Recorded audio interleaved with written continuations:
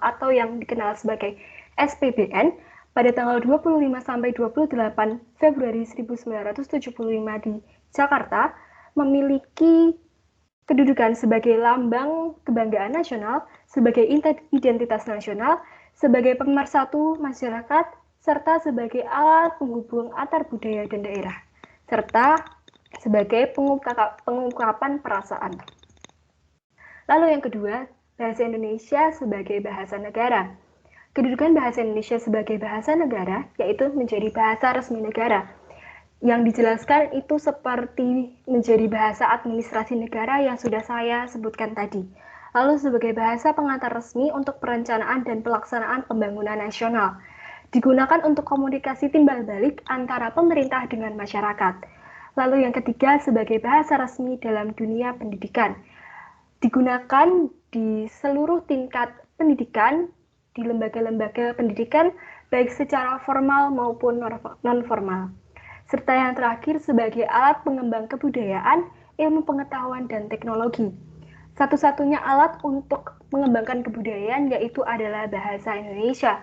Serta untuk ilmu pengetahuan dan teknologi, membantu kita agar tidak terlalu tergantung kepada bangsa asing, serta upaya Indonesia untuk meningkatkan dan untuk mengembangkan ilmu serta teknologi yang ada. Untuk fungsi dari bahasa Indonesia akan dijelaskan oleh rekan saya, Anjar.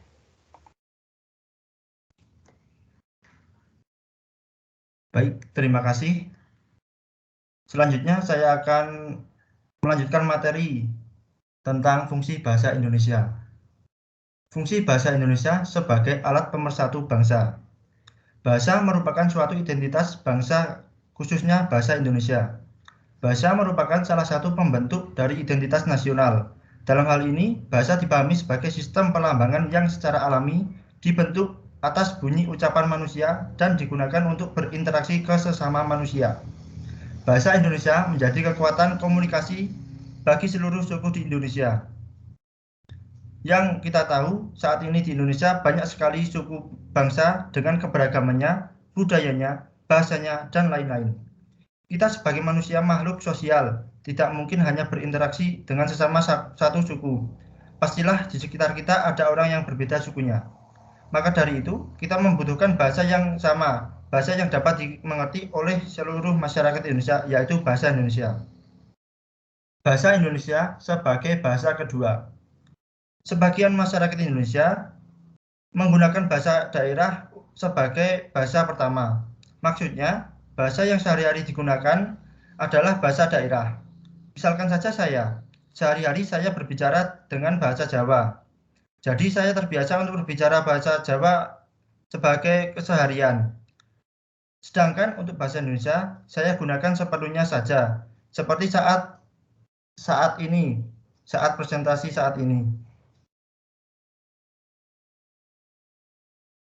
Kebanyakan masyarakat Indonesia merupakan seorang dwibahasawan, yaitu orang yang menguasai dua bahasa atau bahkan lebih. Seperti contoh sebelumnya, saya dapat menguasai bahasa Jawa dan bahasa Indonesia. Bahasa pembawa perubahan. Bahasa selalu berubah karena mengalami perubahan adanya interaksi berbagai keperluan. Dari waktu ke waktu, bahasa selalu akan bervariasi, berevolusi, beradaptasi, sesuai dengan kebutuhan penggunanya. Ada banyak penyebab perubahan bahasa seperti teknologi baru, produk baru, dan pengalaman baru yang membutuhkan kata-kata baru untuk merujuknya dengan jelas. Bahasa perlu berubah, diubah, dan harus diubah. Bahasa itu penunjuk entitas. Entitas tidak hanya merujuk pada keberadaan suatu benda, tetapi juga ide. Misalnya saja pada zaman dahulu, orang-orang tidak mengerti apa itu internet. Tetapi pada saat ini, kata internet dapat kita temui di sekitar kita, dimanapun kita berada. Maka dari itu, bahasa selalu mengubah cara berkomunikasi dari masa ke masa. Selanjutnya, untuk materi selanjutnya akan dijelaskan oleh rekan saya, Iza.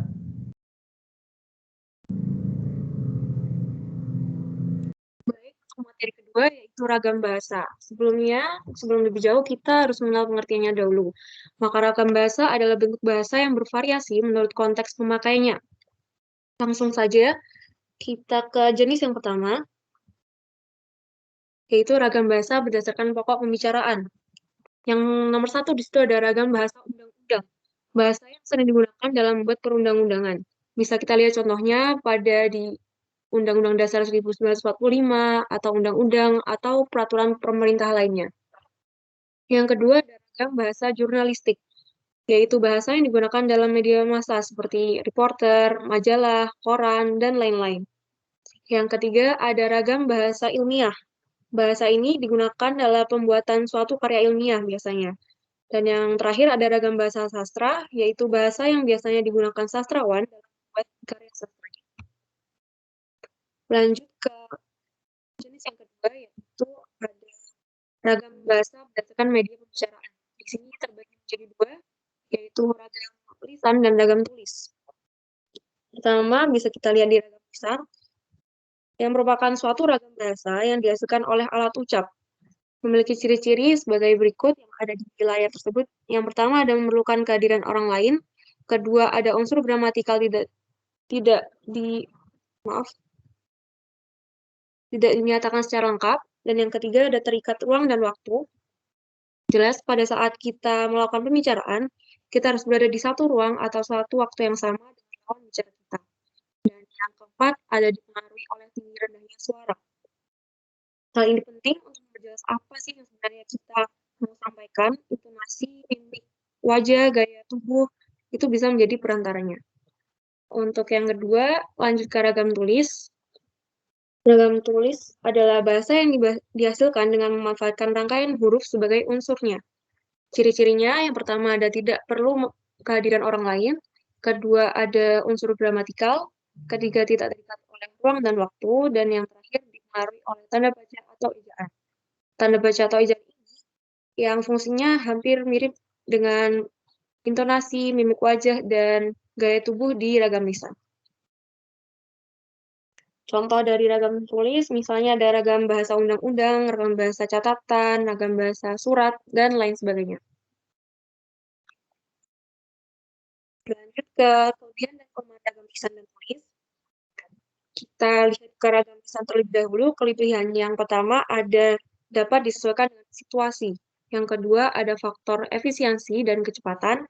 Maksudnya di sini ketika kita berbicara secara langsung, kita bisa langsung melihat reaksi dari lawan bicara kita. Hal itu membuat pembicaraan kita menjadi cepat dan efisien. Dan yang ketiga ada faktor kejelasan. Ketika kita berbicara, kita pasti menyimpan unsur-unsur lain seperti dan intonasi tersebut. Nah, hal itu yang bisa membuat apa yang kita bicarakan lebih jelas dan mudah untuk diterima pendengar. Yang keempat ada lebih bebas bentuknya. Untuk kelemahannya sendiri, ada beberapa berisi kalimat yang tidak lengkap. Yang kedua, penuturan sering mengulang beberapa kalimat. Dan ketiga, sulit disajikan secara matang dan bersih. Maksudnya disajikan secara matang dan bersih itu pada saat kita bicara, kadang kita tidak sengaja untuk menjalankan kata atau anu dan lain-lain gitu. Untuk ragam tulisnya, kita melihat kelebihannya terlebih dahulu. Yang pertama ada informasi bisa dikemas menjadi media yang lebih menarik. Contohnya aja di majalah ada banyak gambar-gambar dan warna yang menarik. Yang kedua ada sebagai sarana memperkaya kosakata. Dan ketiga dapat disajikan lebih matang dan bersih. Untuk kelemahannya sendiri, ada selalu memakai alat bantu. Maksudnya kita saat menulis pasti membutuhkan pena, membutuhkan tangan, kertas, atau telepon, dan lain-lain. Yang kedua, ada perlu pemahaman bagi yang menerima. Saat kita berbicara, misal saat kita membaca pengumuman, biasanya kita perlu baca berkali-kali agar paham betul-betul apa yang mau mereka sampaikan. Dan yang terakhir, ada sering terjadi salah pengertian. Pada saat kita melakukan percakapan online dengan teman kita, sering terjadi salah paham. Hal itu biasanya terjadi karena ada kelupaan tanda baca atau pelafalan huruf vokal yang berbeda bunyinya. Untuk materi selanjutnya akan dijelaskan oleh teman saya, Angel. Baik, terima kasih Ibu. Ragam berdasarkan situasi. Yang pertama, yaitu resmi. Ciri-cirinya ialah menggunakan unsur gramatikal secara eksplisit dan konsisten. Lalu yang kedua, menggunakan imbuhan secara lengkap atau afiksasi, menggunakan EYD dengan sesuai PUEBI, dan menghindari unsur kedaerahan. Biasanya digunakan saat upacara kenegaraan, rapat dinas, dan lain-lain. Yang kedua, semi-formal. Berciri mengikuti kaidah kebahasaan, tetapi tidak secara konsisten. Contohnya yaitu bahasa jurnalistik. Biasanya, atau contohnya, yaitu saat reporter berbicara kepada narasumber di suatu TKP. Kadang-kadang terselip bahasa-bahasa keseharian yang tidak formal. Lalu yang ketiga, tidak formal. Digunakan dalam situasi santai, seperti pergaulan dan percakapan pribadi. Biasanya disertai gerak tubuh seperti anggukan, gelengan, dan sebagainya. Slide selanjutnya.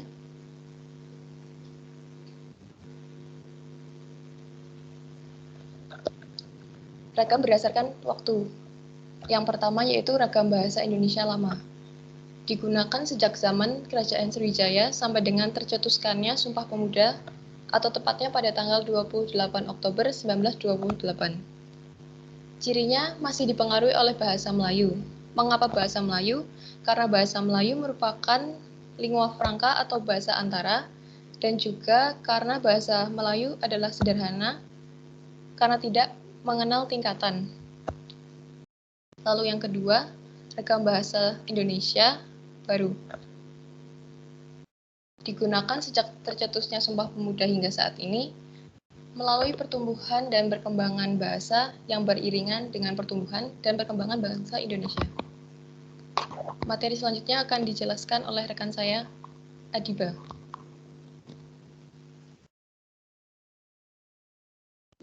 Baiklah, selanjutnya terdapat ragam bahasa berdasarkan pokok pembicaraannya. Di sini terdapat ragam bahasa ilmiah dan ragam bahasa non-ilmiah. Ragam bahasa ilmiah adalah suatu ragam bahasa yang mengandung unsur-unsur fakta dan bukti nyata. Jadi, bahasa dan isinya itu dapat dipertanggungjawabkan kebenarannya karena didasari oleh hasil pengamatan, peninjauan, dan penelitian dalam bidang tertentu.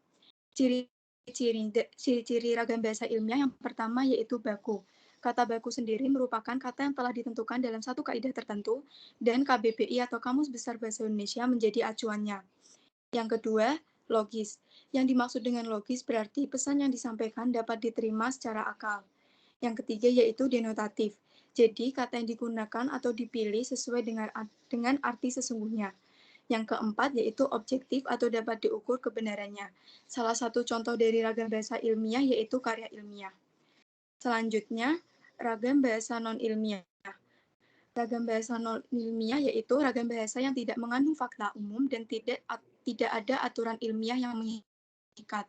Biasanya menggunakan kalimat yang tidak formal, baik itu dari bentuk bahasa, kosakata, ataupun struktur, tetapi harus tetap memiliki alur yang jelas dalam penulisannya.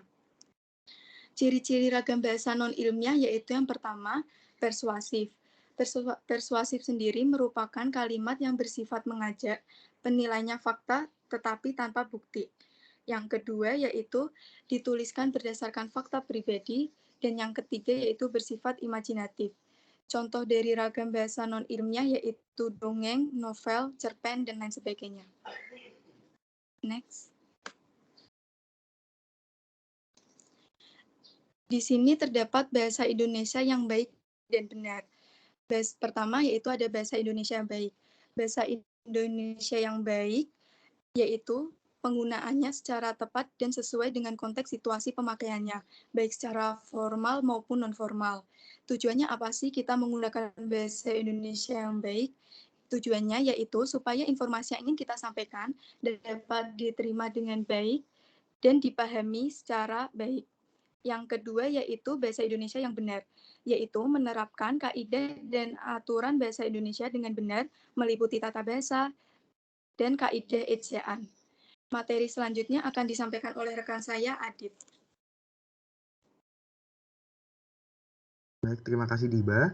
Selanjutnya kita masuk ke komunikasi. Jadi sebelumnya komunikasi itu berasal dari bahasa Latin yaitu communis yang artinya membuat kebersamaan atau membangun kebersamaan. Dan komunikasi itu ialah proses mengirim, menerima, dan menginterpretasikan pesan yang menghubungkan kita satu sama lain dengan lawan bicara kita. Jadi bisa dikatakan bahwa komunikasi ini memiliki tujuan utama yaitu menyampaikan informasi. Dan untuk mencapai tujuan tersebut, komunikasi ini ada beberapa unsur di dalamnya. Yang pertama itu komunikator. Komunikator itu pembicara atau yang dimana dia adalah yang menyampaikan informasinya atau menyebarkan informasinya. Dan selanjutnya adalah message. Message itu adalah pesan. Jadi pesan ini ialah informasi utama yang disampaikan dalam suatu komunikasi.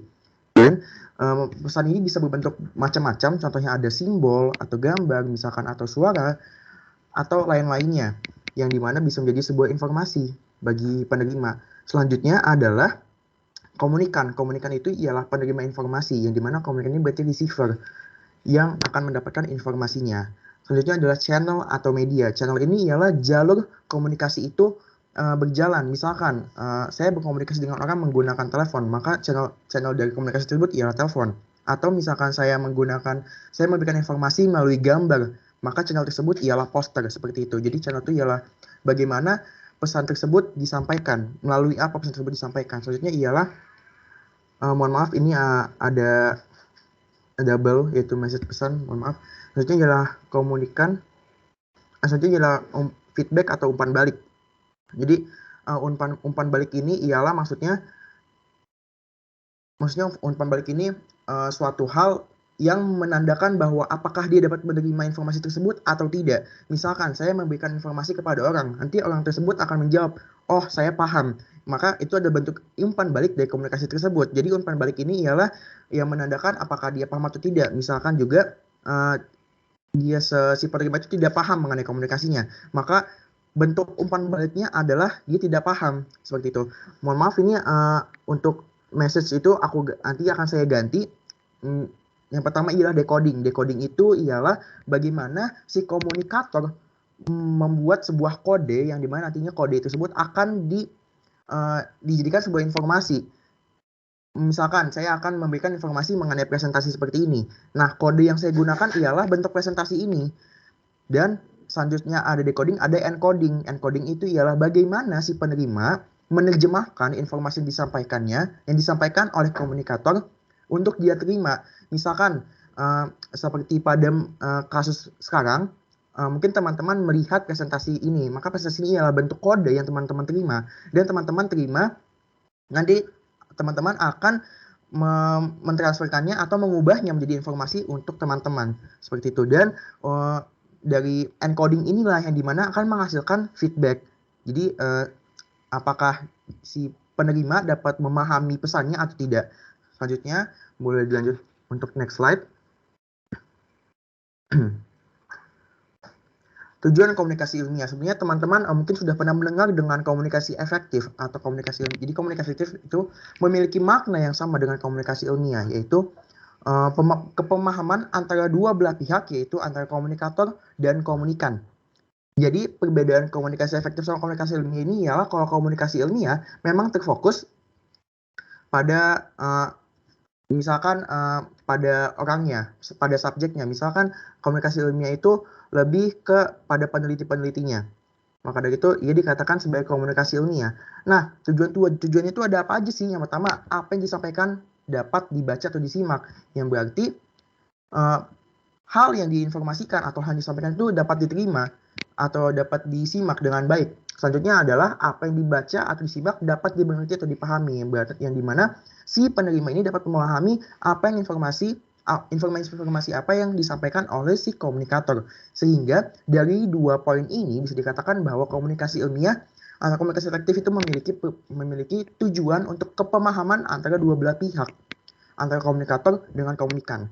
Selanjutnya ialah mengembangkan penelitian atau pengetahuan ilmiah, di mana komunikasi ilmiah itu berbentuk analisis atau penelitian. Sehingga dengan komunikasi ilmiah ini dengan komunikasi ilmiah inilah si penelitian tersebut dapat dikembangkan dengan dia berkomunikasi dengan si peneliti berkomunikasi dengan peneliti lainnya. Harusnya adalah fungsi pengarsipan. Fungsi pengarsipan yang digunakan untuk menyimpan dari apa yang sudah ditemukan, apa yang sudah dibuat dalam komunikasi ilmiah ini. Misalkan suatu peneliti membuat karya ilmiah, yang dimana karya ilmiah pasti akan disimpan nantinya, karena misalnya disimpan untuk apa penelitian tersebut dilaksanakan. Satunya ada sertifikasi. Sertifikasi ialah karena memang komunikasi ilmiah ini dibuat oleh para ahli, otomatis dibutuhkan sertifikasi untuk memberikan kevalidan atas file tersebut. Selanjutnya ialah etika komunikasi ilmiah. Yang pertama, akurat. Akurat itu pastinya karena kita menggunakan analisis atau penelitian dalam komunikasi ilmiah ini sesungguhnya harus akurat. Selanjutnya ada jujur dan bertanggung jawab. Dan jujur bertanggung jawab ini mungkin pada akhirnya si peneliti ini harus dapat dipertanggungjawabkan di akhirnya, sehingga harus jujur dan bertanggung jawab dan sesuai dengan fakta. Selanjutnya tidak boleh mengganti fakta dengan dugaan, karena mungkin dalam solusi kita boleh menggunakan dugaan, tetapi jika kita menggunakan analisis penelitiannya itu harus menggunakan fakta, karena pada akhirnya penelitian ini harus dapat dipertanggungjawabkan dan harus dapat disebarkan ke khalayak luas. Dan dengan kita menyebarkan ke khalayak luas itu sudah pasti harus berdasarkan fakta, tidak menunjukkan kebenaran. Misalkan ialah dalam kebenaran ini, misalkan suatu peneliti meneliti sesuatu, namun apakah peneliti itu berjalan dengan baik atau tidak, itu harus disampaikan kebenarannya. Selanjutnya tidak memakai ide orang lain tanpa keterangan yang jelas. Ini mungkin masuk ke plagiarisme dan selanjutnya tidak melanggar hak cipta, karena dari tidak memakai ide orang lain ini, karena setiap peneliti kan menggunakan atau menelitinya masing-masing. Jadi jika kita menggunakan ide orang lain tanpa menggunakan kutipannya atau tanpa menggunakan daftar pustakanya, apakah kita dapat bertanggung jawab di akhir? Misalkan ada sesuatu hal yang tidak diinginkan. Maka dari itu, hak cipta dan tidak memakai ide orang lain itu digunakan untuk bertanggung jawab sebagai bentuk tanggung jawab jika nanti di akhir ada kesalahpahaman dalam pemberian informasi. Boleh lanjut ke next slide. Baik, terima kasih. Jadi tadi kita udah ngomongin masalah komunikasi ilmiah. Sekarang kita masuk ke wujud dari karya ilmiah. Yang pertama ialah artikel. Artikel ini merupakan tulisan yang berisi tentang opini dari penulisnya, yang didasarkan pada suatu peristiwa, sehingga dari artikel inilah sifatnya subjektif, yang dimana itu sebagai perspektif dari penulisnya. Selanjutnya ialah makalah. Jadi makalah ini beda dengan artikel, karena kalau makalah ini memang lebih ke kita berdasarkan data di lapangan. Maksudnya kita meneliti berdasarkan data di lapangan, dan itu merupakan suatu hal yang objektif atau empiris, yang dimana kita berdasarkan sesuai fakta, sehingga itulah bedanya dengan artikel dan majalah. Selanjutnya ialah paper. Paper itu menjadi salah satu jenis karya tulis ilmiah yang juga sangat populer di kalangan mahasiswa. Jadi selain makalah, mungkin kita juga akan mendapatkan tugas dalam bentuk paper, dan biasanya paper ini berbentuk beberapa lembar saja, dan isinya juga tidak terlalu banyak dibanding artikel dan makalah. Selanjutnya ya skripsi, tesis, dan disertasi. Jadi skripsi, tesis, dan disertasi ini ialah bentuk karya akhir dari, misalkan kalau skripsi itu sarjana, tesis itu magister, dan disertasi itu dokter. Jadi mungkin perbedaan dari strata saja, tapi maksudnya dari tiga ini maksudnya berbentuk tugas akhir, yang dimana berisi pendapat orang lain dan dari kita sendiri mengenai apa yang kita bahas di dalam tugas akhir tersebut. Khususnya ya ciri ragam bahasa ilmiah. Yang pertama, nada tulisan bersifat formal dan objektif. Selanjutnya ya lazim dipakai sudut pandang orang ketiga. Yang ketiga, menggunakan kalimat efektif. Maksudnya kalimat efektif itu ialah yang pertama itu kita menggunakan kalimat jelas dan kalimat lugas, di mana itu memiliki arti. Lugas itu maksudnya memiliki arti yang sudah pasti itu. Jadi tidak ada keambiguan dalam kita penulisan bahasa ilmiah. Selanjutnya ya menggunakan harus taat asas. Selanjutnya ya berpedoman puebi, dan selanjutnya adalah kita tidak menggunakan pleonasme atau pemborosan kata. Selanjutnya ialah menggunakan istilah yang lazim di bidangnya, yang mana karena ini karya ilmiah ini memiliki bidangnya masing-masing, otomatis kita tidak bisa membahas kata-kata istilah kedokteran di kata-kata istilah statistika. Begitu juga sebaliknya, atau antar bidang lain-lainnya. Selanjutnya singkat, berisi analisis dan pembuktian, karena memang karya ilmiah ini memiliki tujuan untuk menganalisis dan membuktikan apa yang ia teliti. Selanjutnya ialah memberikan konsep secara jelas karena hal kita akan mempresentasikan hal ini ke banyak halayak, otomatis kita harus menjelaskannya secara jelas. Selanjutnya ialah konsisten. Maksudnya konsisten ini adalah misalkan kita memiliki pengaruh vaksin bla bla bla terhadap COVID-19, penularan COVID-19. Nah, kita harus konsisten dari awal sampai akhir itu apakah ini bisa atau tidak. Jadi jangan nanti di akhirnya kita akan berubah haluan atau berubah arah sehingga tidak menjadikan hasil yang konsisten. Selanjutnya akan dijelaskan oleh rekan saya, Nirwanto. Dipersilakan. Oke. Terima kasih untuk Adit. Di sini saya akan melanjutkan penjelasan kami, yaitu bagian plagiarisme. Teman-teman sekalian, karena kita telah berbicara sebelumnya tentang komunikasi ilmiah, salah satu contohnya ada makalah, disertasi, esai, paper, artikel, dan lain sebagainya, maka adalah penting bagi kita untuk mempelajari apa itu plagiarisme. Mari melihat pengertian plagiarisme. Sering juga disebut sebagai plagiat adalah sebuah tindakan menjiplak atau mengambil karangan, pendapat, dan sebagainya dari orang lain untuk menjadikannya seolah karangan dan atau pendapat sendiri. Teman-teman sekalian, mengapa hal ini dianggap salah bagi kita kalangan yang tinggal dalam lingkungan seorang Civitas Academia? Karena kita sebagai Civitas Academia menghargai yang namanya proses. Untuk menciptakan sebuah paper atau karangan ilmiah diperlukan begitu banyak effort dan usaha. Anda harus membaca jurnal, menggali materi, mendengarkan pendapat dari orang lain, atau mengikuti seminar dan lain sebagainya. Maka pada dasarnya, sebagai seorang yang akan dilatih untuk menjadi seorang yang profesional, menghargai kinerja orang lain adalah sangat penting bagi kita. Bukan hanya tentang apa yang mereka tulis di paper mereka, tapi juga ketika kita mengambil ide milik mereka dan mengatakan bahwa itu adalah ide kita, itu juga merupakan bentuk dari plagiarisme. Sebenarnya, apa yang menjadi penyebab orang-orang melakukan plagiarisme? Ada 4 alasan. Yang pertama adalah perkembangan teknologi seperti internet, mesin cetak, dan fotokopi.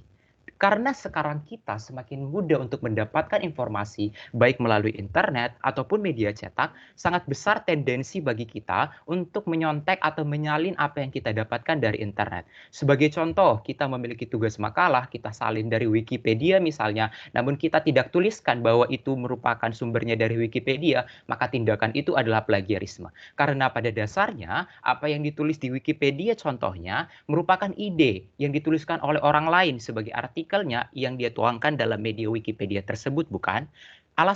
Penyebab yang kedua adalah kurangnya profesionalisme dan kejujuran.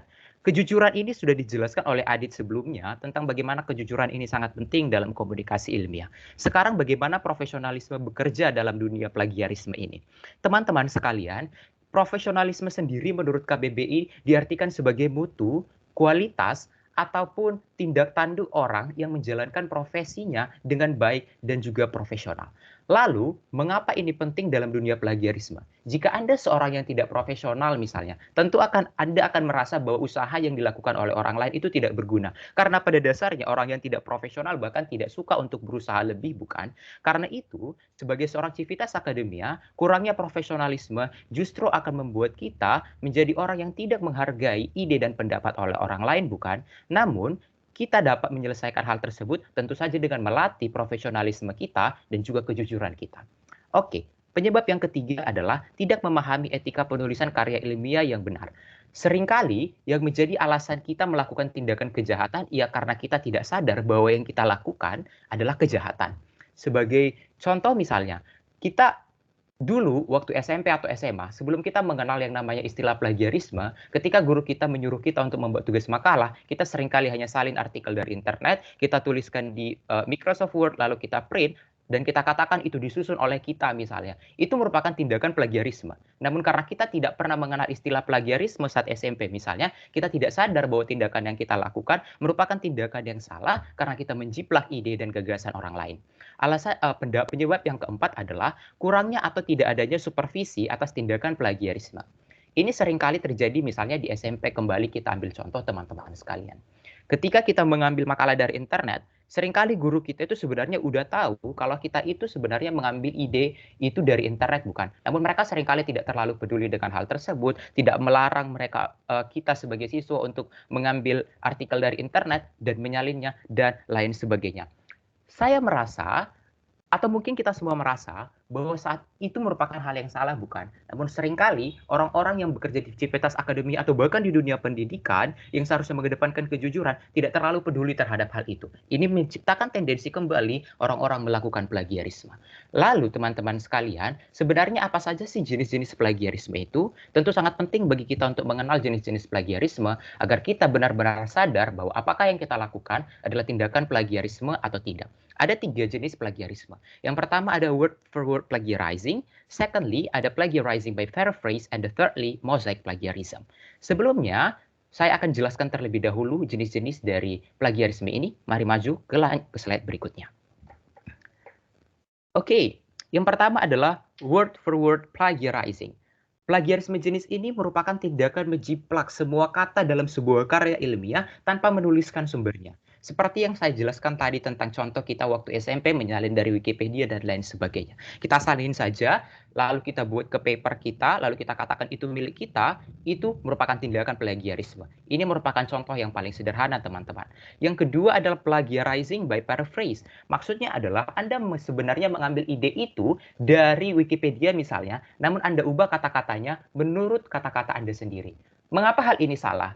Meskipun sebenarnya Anda mengganti kata-katanya dengan kata-kata Anda sendiri, tapi kembali lagi bahwa prinsip dari plagiarisme adalah menjiplak ide dan gagasan oleh orang lain. Sehingga meskipun kata-katanya Anda ubah, selama itu merupakan ide yang Anda ambil dari orang lain, tapi Anda tidak katakan bahwa ide itu Anda dapatkan dari orang lain, maka itu merupakan tindakan plagiarisme. Contohnya seperti yang saya berikan. Teks aslinya adalah infeksi coronavirus merupakan penyakit yang disebabkan oleh virus corona dan menimbulkan gejala utama berupa gangguan pernapasan. Penyakit ini menjadi sorotan karena kemunculannya di akhir tahun 2019 pertama kali di Wuhan, Cina. Lalu kita melakukan plagiarisme dengan cuma mengganti kata-katanya saja atau hanya memutar-mutar kata yang satu dengan kata yang lainnya, kalimat induk dengan anak kalimat ke depan, dan kalimat induknya ke belakang, dan lain sebagainya. Contohnya seperti yang kita lihat pada slide-nya, virus corona yang menyebabkan penyakit gangguan pernapasan yang disebabkan oleh infeksi virus. Penyakit ini muncul di Wuhan, Cina pada akhir tahun 2019 dan menjadi sorotan. Idenya sama, namun kata-katanya berbeda. Masuk kepada mosaic plagiarism. Jenis ini merupakan jenis yang sebenarnya dalam dunia perplagiarismaan dianggap sebagai suatu cara yang paling pintar dalam melakukan plagiarisme. Kenapa? Karena sebenarnya Anda mencontek sebuah paragraf dari sebuah karya ilmiah misalnya, namun yang menjadi masalah adalah Anda untuk menghindari yang namanya plagiarisme, Anda sisip-sisipkan beberapa kata di antara kalimat-kalimat itu agar membuat itu seolah-olah menjadi milik Anda. Contohnya tadi kalimat teks aslinya sama, namun mari melihat bagaimana yang terjadi dalam mosaic plagiarism. Berdasarkan pemaparan dari Badan Kesehatan Dunia, padahal di kalimat sebelumnya tidak ada, tapi ada kata berdasarkan pemaparan dari Badan Kesehatan Dunia. Namun berikutnya, infeksi coronavirus merupakan penyakit yang disebabkan oleh virus corona dan menimbulkan gejala utama berupa gangguan pernapasan. Sekalimat berikutnya merupakan kalimat yang disalin dari kalimat sebelumnya, teman-teman sekalian. Ini juga merupakan bagian dari mosaic plagiarism. Seperti itu, teman-teman sekalian. Oke, lalu bagaimana cara kita untuk menghindari hal tersebut? Untuk meningkatkan profesionalisme dan kejujuran kita tentu saja. Mari kembali ke slide berikut sebelumnya. Dimohon, ya. Terima kasih. Nah, bagaimana cara menghindari hal tersebut? Oke, mari melihat cara menghindari yang pertama, yaitu untuk membuat daftar pustaka yang memuat sumber literatur atau ide yang dipakai dalam karya tulis. Bukannya tidak boleh bagi kita untuk menyalin ide dan gagasan oleh orang lain. Justru bagi penulis, ini merupakan kehormatan bagi mereka bahwa ide mereka digunakan oleh kita untuk melakukan pengembangan terhadap teknologi dan ilmu pengetahuan misalnya. Ini merupakan kehormatan bagi mereka. Namun tentu saja kita harus memberikan penghargaan kepada mereka bahwa apa yang mereka telah usahakan tersebut dan apa yang telah kita salin itu merupakan usaha mereka. Kita berikan penghargaan bagi mereka dengan menuliskan daftar pustaka bahwa ide tersebut kita dapatkan dari mereka. Contohnya dari jurnal mereka, kita tuliskan tahun berapa itu diterbitkan, siapa penerbitnya, dan lain sebagainya. Ini juga akan sangat berguna, teman-teman sekalian, apabila pembaca dari artikel yang Anda buat ternyata ingin lebih tahu lagi tentang kutipan yang Anda ambil dari jurnal lain, sehingga mereka tahu mau pergi kemana, jurnal apa, siapa pengarangnya, dan lain sebagainya, bukan? Dan yang kedua, membuat tanda kutip atau tanda kurung dan tanda miring pada setiap kutipan artikel yang dibuat dalam karya ilmiah. Contohnya seperti ini, kita mengambil kutipan bahwa demokrasi adalah dari rakyat, oleh rakyat, dan untuk rakyat. Dalam kurung, Abraham Lincoln. Contohnya seperti itu teman-teman. Jadi kita tidak hanya menyalin saja, namun kita tuliskan siapa sumbernya dengan menuliskan tanda kurung atau tanda kutip. Atau cara yang ketiga, kita membuat catatan kaki. Ini biasanya kalau kita sering kali kita lihat, jika kita menyalin ide tersebut, lalu kita buat catatan kaki di bawahnya agar memudahkan orang-orang untuk mengetahui, oh ternyata sumbernya dari ini. Seperti itu teman-teman sekalian. Jadi kami rasa itulah penjelasan dari kami. Saya akan kembalikan kepada moderator. Baik, sekian presentasi dari kelompok 1. Apakah ada yang ingin ditanyakan?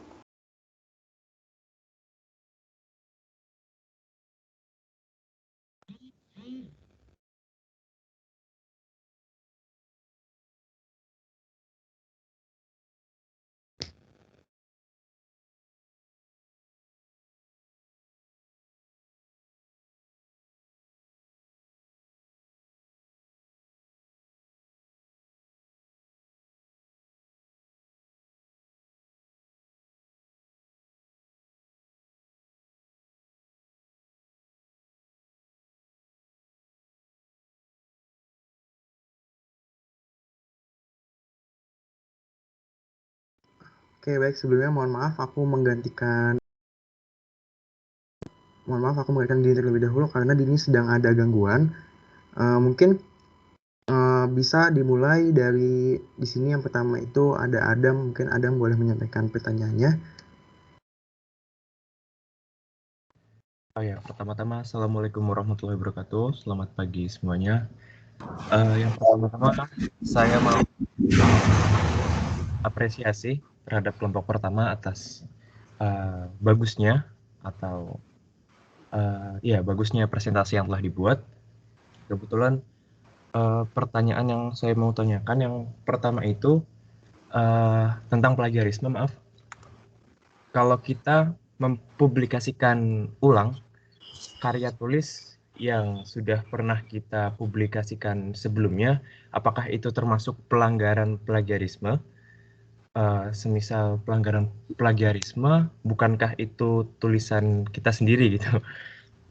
Terus yang kedua, maaf, yang mau saya tanyakan itu ragam bahasa dalam kitab suci, misal contoh Al-Quran, itu termasuk ragam bahasa apa? Terima kasih sebelumnya. Baik, terima kasih banyak Adam atas pertanyaannya. Mungkin silakan Bu.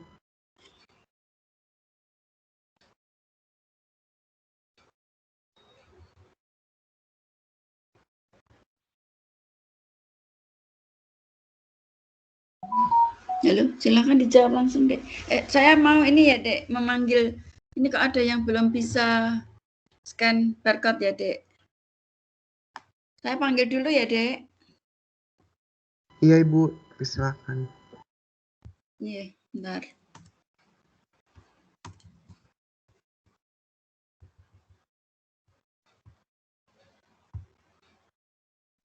Saudara Zulfanita, Dek. Ada tidak, Dek? Zulfanita Faliha. Ada di grup. Ada informasi, Dek, untuk Zulfanita? Maaf Ibu, izin masuk untuk Zulfanita Falihah mengundurkan diri dari Undip. Oh iya. Keterima di mana, Dek? Di STIS, Bu. Oh iya. Frederick, Dek. Frederick Rido.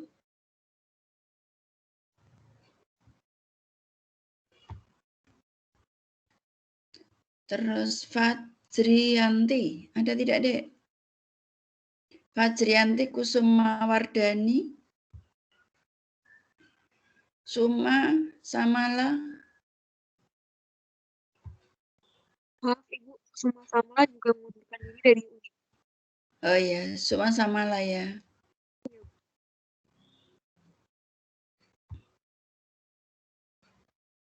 Ahmad Nadifa, Dek. Ahmad Nadifa. Izin masuk Ibu, Ahmad Nadifa juga mengundurkan diri. Oh iya. Stage juga, Dek. Iya Ibu.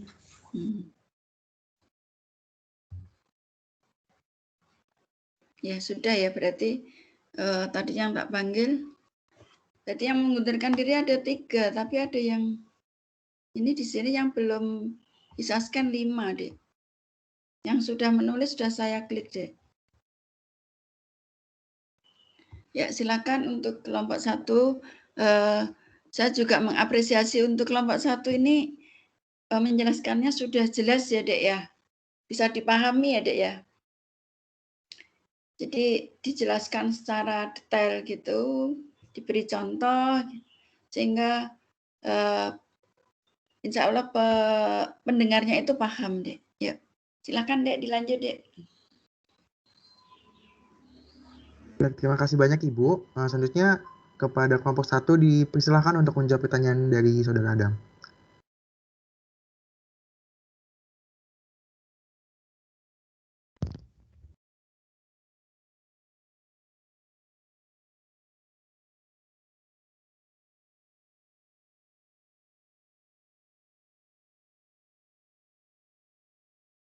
Oh iya, selamat pagi teman-teman sekalian.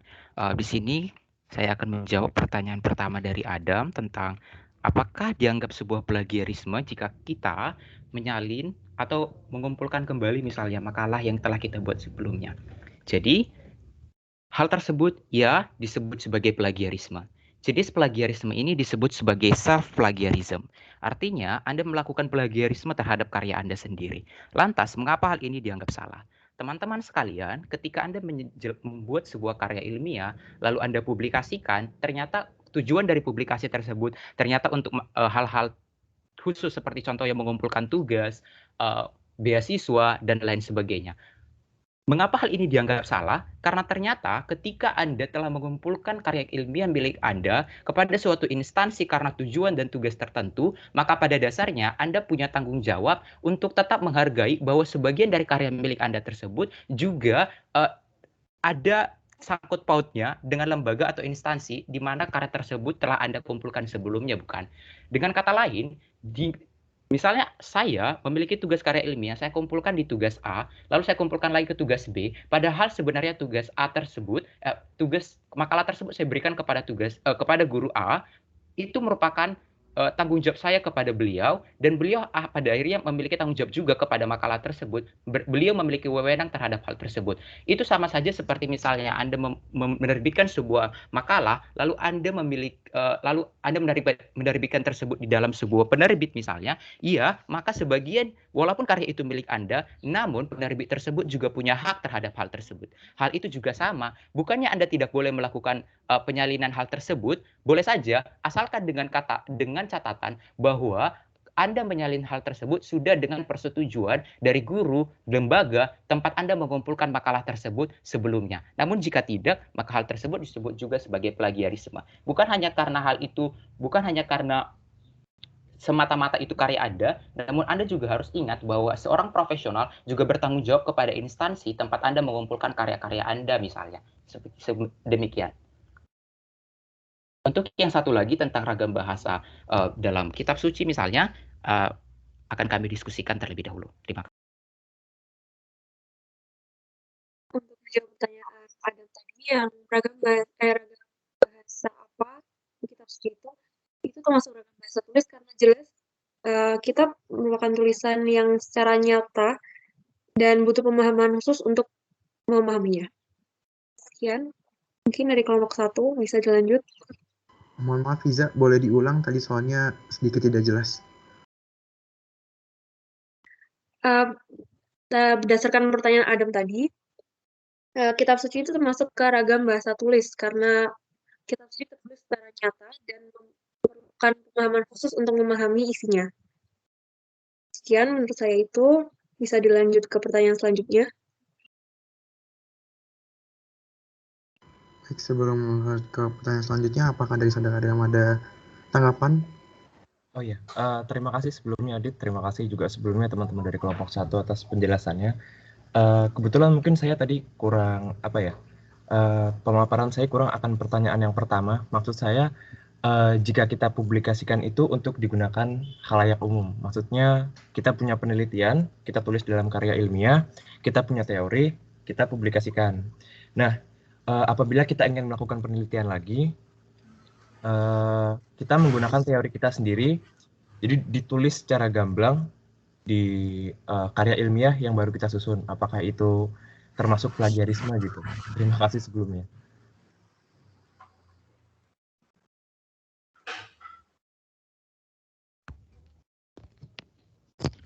Baik, sebelumnya saya akan coba untuk meluruskan, mungkin memastikan terlebih dahulu pertanyaan dari Saudara Adam. Jadi pertanyaan dari Saudara Adam adalah, Anda memiliki sebuah karya ilmiah, Anda sudah kumpulkan kepada suatu instansi misalnya, lalu Anda coba untuk publikasikan lagi hal tersebut kepada halayak umum. Begitu kira-kira? Oh, ini Mirwanto, maaf. Jadi kita sudah publikasikan karya ilmiah kita, gitu. Dan di karya ilmiah tersebut kita sudah punya teori kita sendiri. Teori yang belum pernah digunakan oleh siapapun, seperti itu. Lalu misalnya 1 atau 2 tahun berikutnya kita melakukan penelitian lagi. Nah, penelitian yang ini berhubungan dengan penelitian yang pertama tadi. Nah, di penelitian yang kedua ini kita menggunakan istilahnya menggunakan teori kita, mungkin bisa ditulis secara gamblang gitu. Apa pernyataan kita di karya ilmiah yang pertama kita tulis secara gamblang di penelitian kita yang kedua. Ya mungkin tanpa menggunakan parafrase gitu. Apakah itu termasuk plagiarisme? Seperti itu Mirwanto, terima kasih. Dek, saya meluruskan ya Dek ya. Oh iya, terima kasih Bu. Jadi gini Dek, kalau kita menulis ya, kita misalnya saya tuh membuat artikel Dek yang akan saya publikasikan di salah satu jurnal gitu ya. Nah, pengalaman saya pernah mengalami begini Dek. Saya tuh menerbitkan satu artikel di salah satu jurnal ya. Kemudian pada waktu itu ada masalah gitu ya Dek, ada masalah dengan jurnalnya pada waktu itu. Kemudian saya tarik Dek, saya tarik gitu. Saya tarik, terus ini setelah saya tarik kan seharusnya kan artikel itu sudah tidak ada di situ lagi kan. Nah kemudian artikel ini saya kirimkan ke jurnal yang lain gitu loh Dek, ke jurnal yang lain.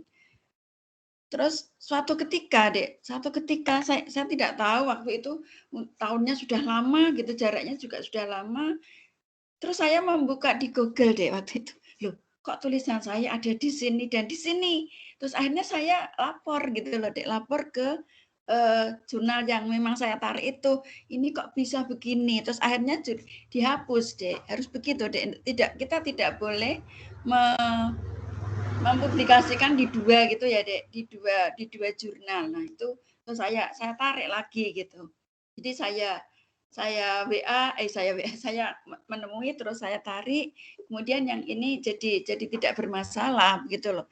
Kalau ada dua tidak boleh Dek. Nah terus tadi berhubungan dengan pertanyaan siapa tadi, Adam ya?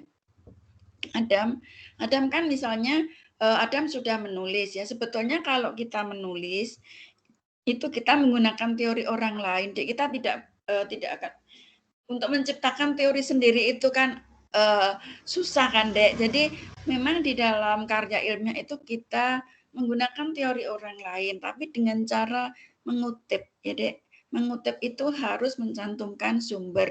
Tadi yang dijelaskan Mirwanto tadi itu kan kalau tidak mencantumkan sumber namanya plagiat gitu ya Dek. Jadi entah itu diparafrase atau kutipan langsung ya, kan ada dua macam kutipan Dek, kutipan langsung dan kutipan tidak langsung. Kalau kutipan langsung itu diambil persis Dek, plek gitu ya, tinggal di copy ya.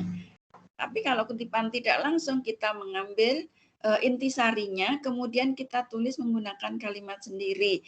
Asal kita mencantumkan sumbernya itu tidak masalah gitu. Ya. Nah, sehubungan dengan tadi kalau kita sudah menulis, kemudian kita mau mengutip tulisan kita itu, boleh gitu loh Dek. Misalnya ya, Adam itu meneliti tahun 2019. Nah, Adam melanjutkan penelitian Adam yang 2019 itu kan bisa begini Dek. Adam 2019 meneliti bla bla bla. Penelitian tersebut dengan data ini, teorinya begini, pengumpulan datanya menggunakan cara ini, hasilnya begini, begitu deh. Itu kan berarti Adam juga mengambil dari tulisan Adam yang sudah berlalu juga ya. Tapi kan ini dijelaskan menggunakan istilahnya itu kalau nanti ada istilah tinjauan pustaka gitu loh, Dek. Tinjauan pustaka itu kita menulis penelitian terdahulu, Dek. Yang yang satu topik dengan apa yang akan kita tuliskan gitu, Dek. Boleh, ya. Jadi Adam nanti juga dicantumkan dalam daftar pustaka gitu loh, yang 2019 itu. Karena disebutkan di dalam tulisan yang baru ini gitu loh, Dek. Gitu. Jadi kalau itu bukan plagiat ya, Dek. Bukan plagiat karena kita mengutip tulisan kita yang terdahulu dan kita mencantumkan sumber. Nah, kalau kita kutip plek, Dek, sama persis, itu nanti kita akan ketahuan di Turnitin, Dek. Jadi Turnitin kita akan keblok gitu loh, Dek. Ya, keblok. Nah, untuk cek Turnitin itu kan maksimal rata-rata 20%, Dek. 20%. Jadi kalau kita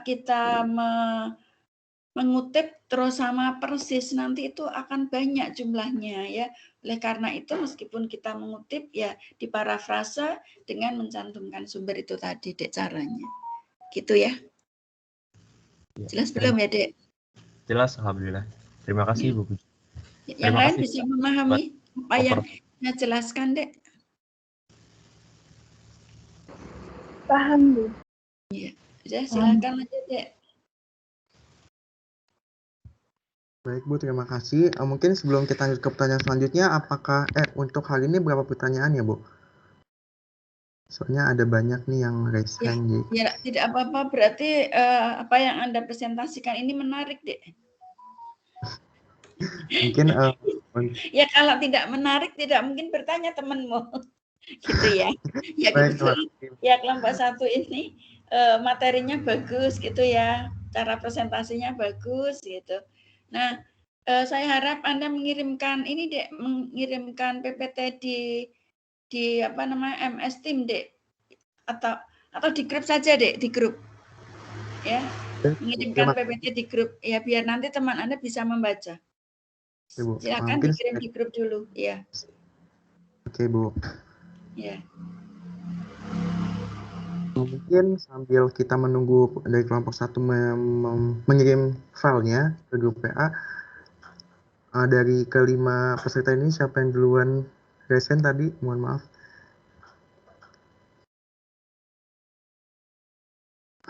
Atau mungkin dari oke, baik, Vega terlebih dahulu, dipersilahkan pertanyaannya. Ya, terima kasih. Dari kelompok 1, materinya sangat menarik dan jelas. Kemudian di sini saya akan bertanya atau lebih tepatnya mengajak diskusi. Tadi kan dijelaskan bahwa kedudukan bahasa Indonesia itu sebagai bahasa persatuan dan bahasa negara. Namun di lain sisi seperti yang kita tahu, masyarakat Indonesia itu kan termasuk populasi 4 terbesar di dunia. Apakah di kemudian hari bahasa Indonesia itu mungkin berkedudukan sebagai bahasa internasional? Sekian dari saya. Terima kasih. Wassalamualaikum warahmatullahi wabarakatuh.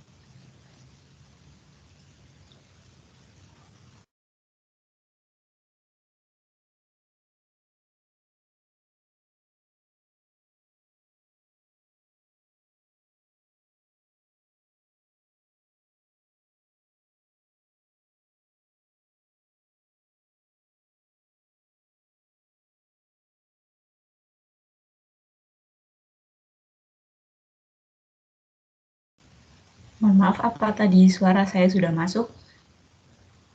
Terima kasih untuk Vegati, pertanyaan sudah jelas sekali. Mungkin boleh kami diskusikan terlebih dahulu agar jawabannya jelas. Ya, terima kasih.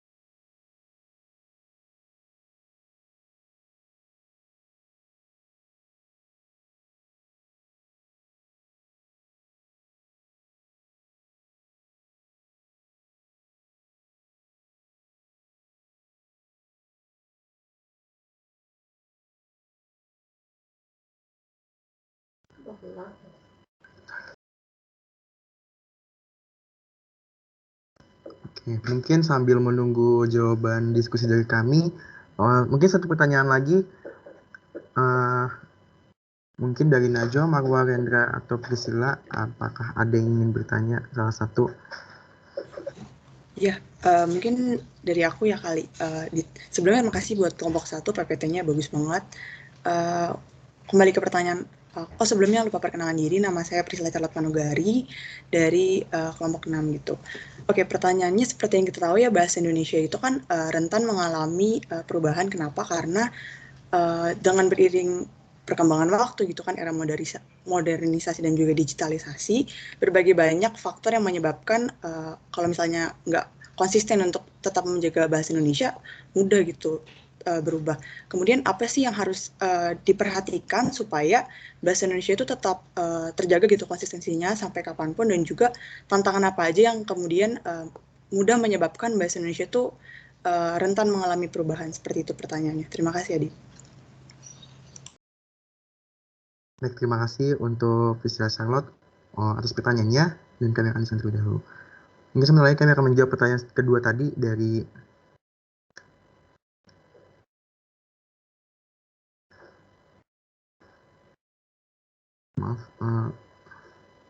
oke, kita menjawab pertanyaan tadi dari Wigati terlebih dahulu. Terima kasih.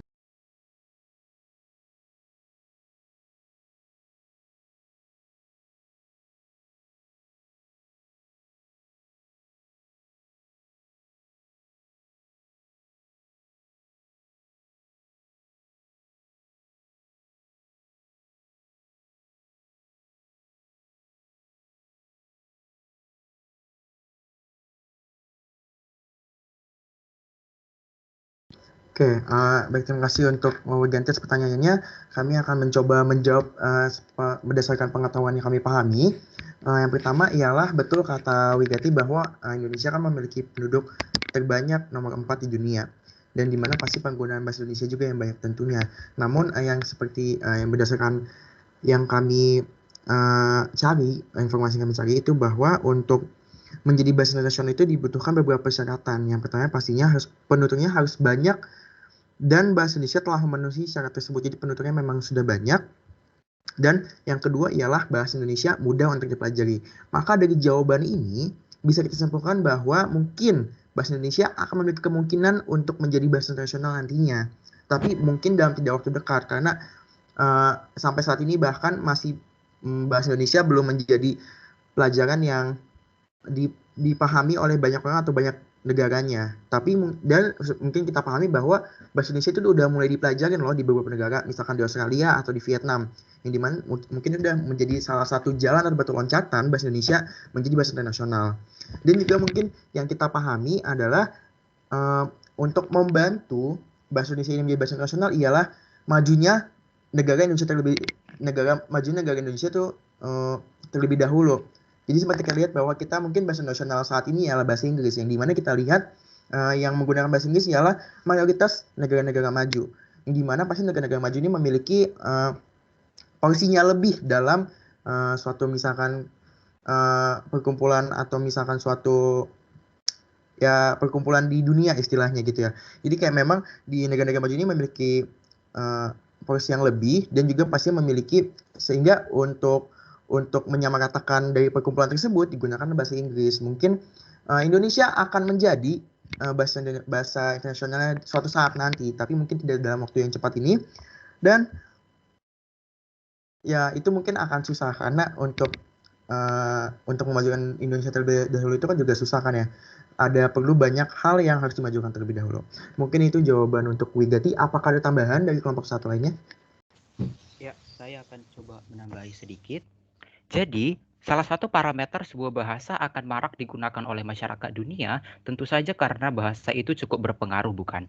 Salah satu parameter yang mempengaruhi hal ini adalah diaspora masyarakatnya. Walaupun misalnya masyarakat itu berada dalam jumlah yang sangat besar, namun jika tidak menyebar ke seluruh dunia misalnya untuk menyebarkan bahasa tersebut, ya mungkin pengaruhnya juga akan sangat minim, bukan? Contohnya saja seperti penyebaran bahasa Prancis ataupun bahasa Spanyol yang digunakan, yang akhirnya disebarkan melalui pelayaran dunia seperti yang kita ketahui dalam pelajaran sejarah, bukan? Nah, hal ini juga sama seperti misalnya masyarakat Cina. Masyarakat Cina, ketika mereka pergi kemanapun mereka berada, mereka tetap menggunakan bahasa Mandarin, bukan? Contohnya kita memiliki di Indonesia ada begitu banyak kelenteng di mana masyarakatnya menggunakan bahasa Mandarin, atau sekolah Buddha yang mengajarkan bahasa Mandarin, atau bahkan di Amerika Serikat ada Chinatown di mana mereka tetap menggunakan bahasa Mandarin. Sehingga salah satu faktor yang mempengaruhi hal tersebut adalah masyarakatnya harus banyak menyebar di seluruh dunia dan di saat bersamaan tetap menggunakan bahasa tersebut. Berbeda kalau di Indonesia, misalnya Anda pergi ke luar negeri misalnya, iya tetap Anda menggunakan bahasa Inggris, bukan? Hal ini akan menjadi salah satu faktor penghalang hal tersebut. Namun jika kita tetap percaya diri untuk tetap menggunakan bahasa Indonesia, tentu akan semakin besar kemungkinan bagi kita untuk menjadi bahasa internasional, bukan? Hal ini juga sama dengan bahasa-bahasa lain tentu saja. Sekian yang dapat saya tambahkan.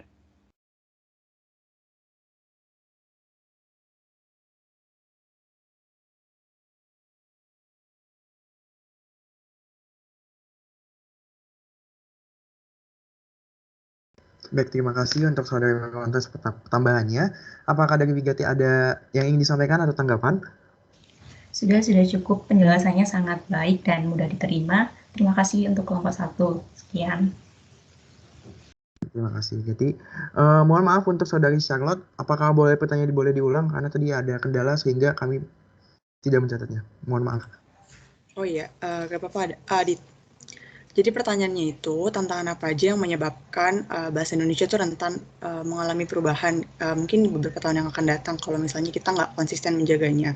Kemudian solusi apa yang memang harus diperhatikan gitu supaya tetap sustain penggunaan bahasa Indonesia. Kurang jelas apa gimana, Dit? Oke, sudah paham. Terima kasih.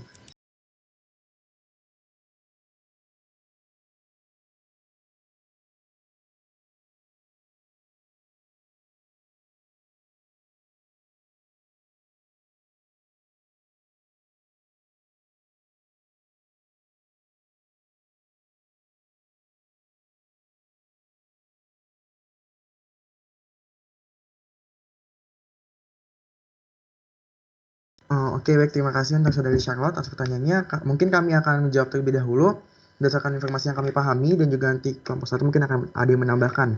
Jadi seperti ini, misalkan kita berbicara mengenai perubahan bahasa Indonesia.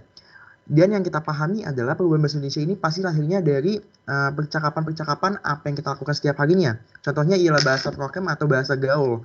Itu memang ada bahwa ini tuh memang terlahir dari bahasa-bahasa yang kita gunakan setiap harinya, yang dimana menjadi suatu bahasa yang tercatat di KBBI. Mungkin dari itulah adanya suatu perubahan di bahasa Indonesia. Dan juga mungkin pengaruh dari perkembangan zaman juga tentunya dan juga perkembangan globalisasi sehingga makin banyaknya budaya-budaya bahasa-bahasa luar yang masuk ke Indonesia. Namun itu bukan menjadi suatu tantangan buat kita, namun bisa menjadi suatu pengembangan juga yang dimana munculnya misalkan bahasa-bahasa baru dari bahasa-bahasa luar yang mungkin akan dimodifikasi ke bahasa Indonesia. Itu menjadi salah satu adanya perubahan bahasa Indonesia. Mungkin selanjutnya ya bagaimana kita harus men-sustain bahasa kita sendiri-sendiri, yang pastinya ialah dengan menggunakan bahasa Indonesia sehari-harinya. Karena ya pastinya untuk menjaga keutuhan bahasa Indonesia itu sendiri, kita dibutuhkan rakyatnya, dibutuhkan bangsanya. Jadi memang kita lah jadi pionir utama untuk menjaga kebahasaan tersebut tetap ada. Dan bagaimana yang pastinya sudah dari lahir kita menggunakan bahasa Indonesia. Mungkin bagi beberapa orang mother language-nya bukan bahasa Indonesia, tapi kan kita tinggal di Indonesia, otomatis kita menggunakan banyak bahasa Indonesia. Maka dari itu menjadi pionir utamanya. Selanjutnya ialah dan juga misalkan pembelajaran bahasa Indonesia itu mungkin juga menjadi suatu hal yang mempertahankan adanya bahasa Indonesia. Nah, itu sekian dari saya. Apakah ada tambahan lagi dari kelompok 1? Jadi saya akan menambahkan, Dek. Jadi yang dimaksud perubahan di sini ya, itu perubahan kan bahasa Indonesia ini kan mengalami perubahan karena berbagai kepentingan gitu ya. Nah, contohnya kan kalau dalam hal kosakata gitu loh, Dek, maksudnya, Dek.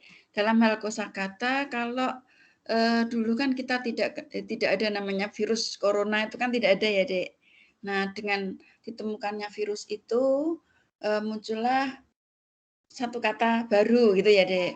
Nah, demikian juga dalam hal perkembangan teknologi, dulu tidak ada laptop, tidak ada HP kan, handphone kan gitu loh, Dek. Tidak ada telepon genggam dan lain-lain. Nah, dengan munculnya perkembangan teknologi itu harus ada nama kan gitu, Dek. Itu kan dalam segala hal, Dek. Nanti kan di bidang bahasa, bidang apapun kan masing-masing itu juga mempunyai kamus ya, Dek. Ada kamus kedokteran, kamus khusus sastra, kamus linguistik itu kalau Anda perhatikan di toko ya, di toko buku ya, Dek, itu kan kamus-kamus itu nanti semakin lama juga semakin tebal. Kalau kita lihat KBBI ya, Dek. Anda punya KBBI tidak, Dek? KBBI yang ini yang bukan online ya, itu kan semakin lama semakin tebal ya. Bahkan yang terakhir itu ya tidak tebal tapi kertasnya yang tipis kan gitu, Dek. Jadi karena kosakatanya di situ semakin bertambah gitu, Dek ya. Jelas ya? Kalau perkembangan di ejaan itu kan dulu kan memang ada namanya ejaan Van Ophuijsen ya. Pernah dengar tidak ya ejaan Van Ophuijsen? Yang ada OE jadi U gitu loh, Dek. Kalau tulisan Soekarno jadi Soekarno kan gitu. SU jadi OE jadi U, kemudian DJ jadi J, TJ jadi C ya, NJ jadi NY gitu, Dek. Itu jadi terjadi perubahan di situ ya. Begitu pula ada perubahan di bidang makna semantik gitu, Dek, di situ. Semantik kalau dulu misalnya kata kan ada perluasan makna dan penyempitan makna, misalnya kata bapak gitu, Dek. Kata bapak itu kan kalau dulu bapak itu orang tua ya. Orang tua, tetapi sekarang kan ada Pak Lurah, Pak dosen kan gitu, Dek. Ada Pak Camat dan seterusnya. Nah, bahkan Pak Ujek gitu ya, Dek. Itu kan kita mengambil Bapak juga. Itu, Dek, maksudnya. Ya. Itu mungkin yang bisa saya tambahkan. Itu ya, Dek. Yuk. Masih ada pertanyaan, Dek? Itu kok masih ada Rendra. Menarik ya, Dek ya. Nah, inilah yang dimaksud dengan pembelajaran diskusi itu begini nih, Dek ya. Jadi Anda tidak diam tapi Anda bertanya, menjawab gitu, Dek. Jadi pembelajaran menjadi tidak ngantuk pagi-pagi ya, Dek ya. Ya. Saudara Aditya, semangat ya. Iya, Bu, semangat. Semangat, iya, semangat.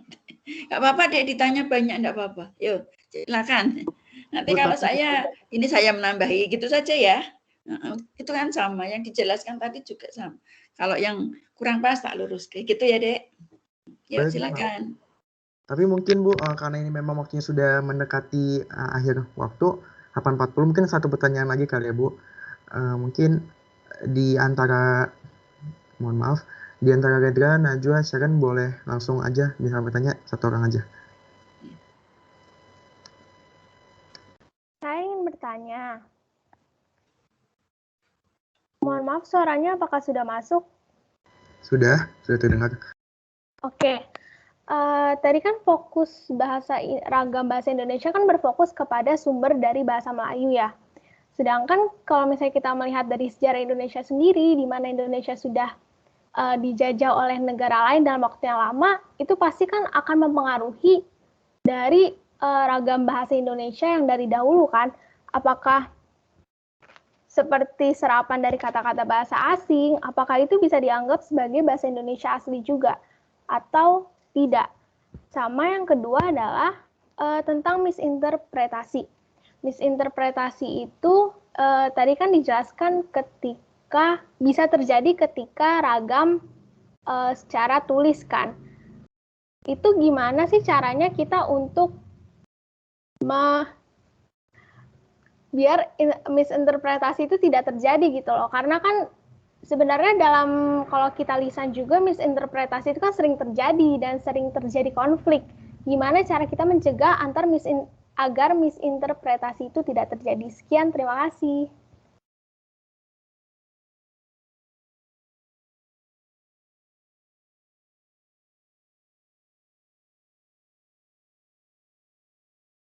Maaf, apakah pertanyaan saya sudah jelas? Sudah jelas, Najwa. Mungkin kami diskusikan terlebih dahulu. Oke, baik.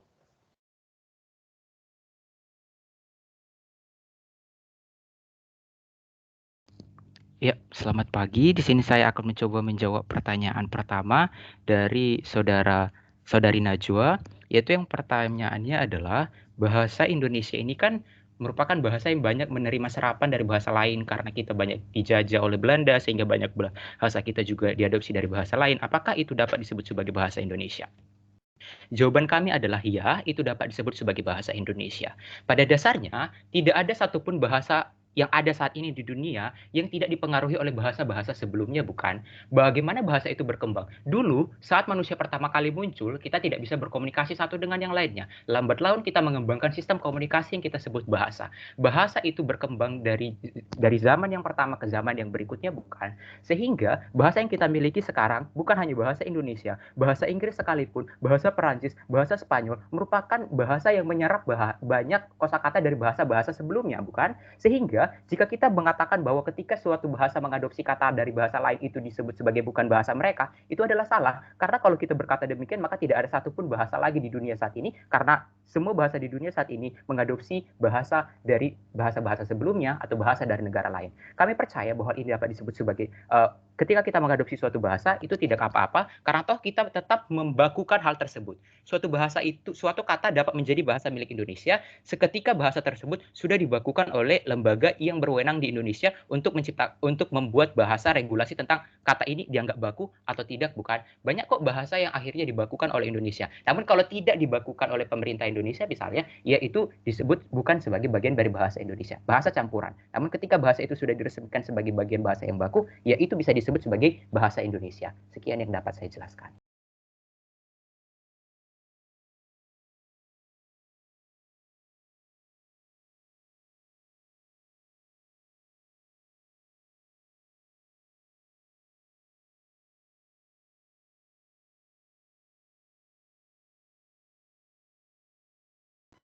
Ya, terima kasih Najwa atas pertanyaannya dan juga terima kasih Dewanto untuk menjawab pertanyaan pertamanya.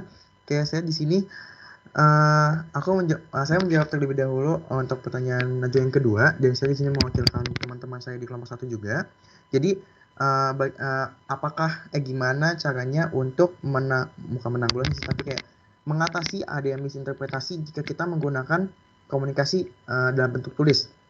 Nah, itulah pentingnya tanda baca untuk Najwa dan teman-teman sekalian, bahwa tanda baca ini memang membantu kita dalam memberi pelafalan atau memberi nada dalam suatu kalimat sehingga tidak ada yang misinterpretasi dari kalimat tersebut. Karena kan memang pada dasarnya kalau misalkan di bahasa tulis itu kita kadang masalah nasirkan bahwa misalkan dia terkesan marah padahal sebenarnya tidak gitu. Mungkin itulah pentingnya tanda baca dalam kalimat tulis. Namun tadi yang Kak Najwa sebutkan bahwa jika kita menggunakan bahasa lisan pun akan adanya misinterpretasi, salah penafsiran. Nah, tapi namun kalau misalnya kita menggunakan bahasa lisan itu setidaknya mengurangi kemungkinan untuk salah penafsiran karena memang kita bicara secara langsung dengan pelafalan atau intonasi sehingga lebih mudah dipahami, atau misalnya kita menggunakan bahasa lisan kita juga adanya komunikasi dua arah yang lebih jelas lagi sehingga misalkan ada salah penafsiran mungkin balik lagi ke unsur-unsur komunikasi yang saya jelaskan sebelumnya, ada namanya feedback. Dari feedback tersebutlah kita dapat memahami apakah si penerima ini sudah memahami informasi yang kita sampaikan atau belum. Mungkin seperti itu yang bisa saya jawabkan, mungkin bisa ditambahkan oleh kelompok 1. Terima kasih.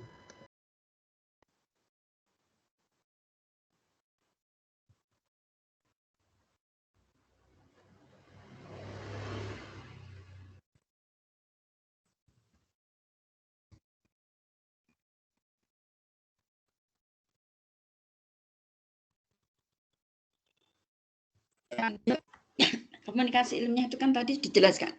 Jadi kalau A ya, kalau pembicara mengatakan A, pendengarnya juga menangkapnya harus A kan gitu ya.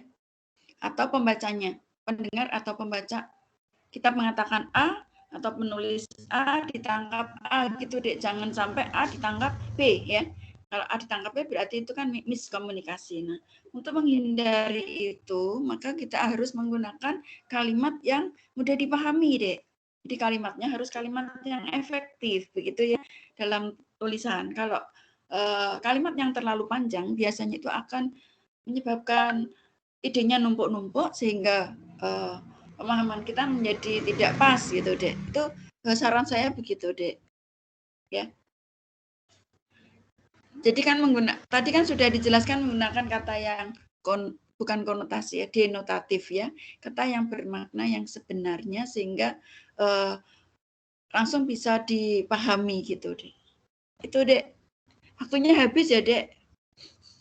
Iya Bu. Iya.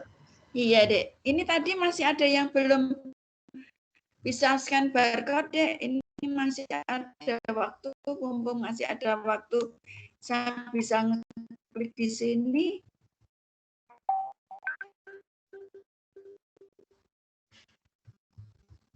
Karena kalau waktunya habis nanti saya tidak bisa klik Dek. Sudah ganti kelas Dek. Iya. Tadi Yulvanita belum ada ya. Yulvanita. Frederick juga enggak ada. Adrianti. Suma. Iya. Ya Dek. Sudah saya panggil ya Dek Ahmad Fadil. Ya. Saya berulang-ulang satu-satu yang ini kelas ini yang undur diri siapa ini siapa itu lupa Dek itu ya Dek. Halo iya gitu ya. Ini karena waktunya sudah habis kita akhiri ya Dek pertemuan kita hari ini. Ditutup belum ditutup ya tadi ya kelompok 1 belum nutup ya silakan Dek. Oke, baik terima kasih Ibu atas penambahannya dari setiap pertanyaan yang ditanyakan teman-teman. Dan terima kasih juga teman-teman atas antusiasnya udah diskusi untuk hari ini. Sekian presentasi dari kelompok 1. Terima kasih banyak. Wassalamualaikum warahmatullahi wabarakatuh. Selamat pagi. Waalaikumsalam. Terima kasih kelompok 1. Waalaikumsalam warahmatullahi wabarakatuh. Terima kasih kelompok 1. Makasih Bu. Ya. Ya, Dek, dengan berakhirnya diskusi kali itu, ya alhamdulillah ya kelompok 1 bersemangat yang kelas yang begini hanya menunggu dan saya akan memberi memberi masukan ketika Anda tidak masih kurang pas gitu ya Dek, itu lebih enak Dek ya. Lebih enak Anda juga belajar berbicara, belajar mengungkapkan pendapat gitu ya Dek ya. Nah itu karena waktunya sudah lebih Dek, kita akhiri pertemuan hari ini. Ya untuk minggu depan tolong kelompoknya berdasarkan urutan daftar hadir ya Dek, biar tidak bingung gitu Dek. Itu nanti kalau acak semua itu bingung Dek, karena daftar hadir itu urut gitu. Itu saya mohon maaf karena mungkin minggu yang lalu saya lupa dengan pesan itu karena ada masalah kan Dek. Itu sekian, terima kasih. Assalamualaikum warahmatullahi wabarakatuh. Waalaikumsalam warahmatullahi wabarakatuh. Terima kasih Bu. Terima kasih Bu. Terima kasih Ibu. Waalaikumsalam.